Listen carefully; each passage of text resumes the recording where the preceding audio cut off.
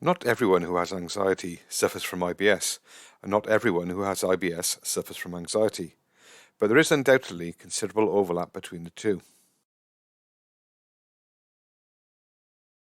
IBS is a non-dangerous but very unpleasant bowel disorder which can cause cramps, bloating, constipation, and/or diarrhea. As there is no test for IBS, it is diagnosed by ruling out other diseases. Diagnosis can take many months and involve some very unpleasant procedures, so it's not surprising that it makes people anxious. But could anxiety itself cause or exacerbate IBS? I took a look at the research into this question, and the results are very interesting. One study took a number of puppies away from their mother for 3 hours a day in the first 2 weeks of their lives. The puppies soon developed signs of IBS. Other studies have shown different types of stress can cause constipation or diarrhea in rats. It seems stress and anxiety affects many systems in the body, including the endocrine system, which regulates hormones responsible for the speed your digested food passes through the bowel.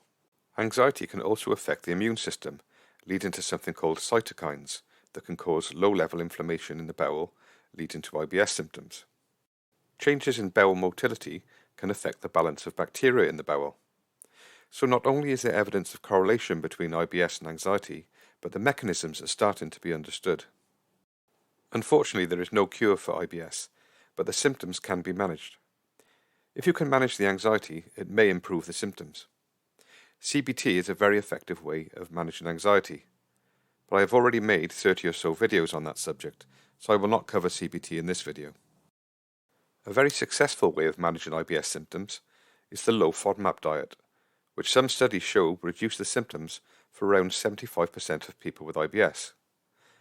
I used this diet to manage my symptoms when I had severe IBS, and I found it to be very effective. The low FODMAP diet uses an elimination diet to help you work out which types of fermentable carbohydrates cause you IBS symptoms. Once established, you can avoid or limit foods containing these offending fermentable carbohydrates with the help of an app. For information on how to do the low FODMAP diet safely, visit the Monash University FODMAP website. Another option is gut-directed hypnotherapy. A systematic review of trials using gut-directed hypnotherapy found that it is effective at least in the short term. Unfortunately, there was not enough evidence to conclude if it is effective in the long term or not. There is little independent evidence that hypnotherapy is effective for anxiety disorders, but there is no harm in using it to alleviate anxiety-related IBS. It should be noted that IBS is not one illness.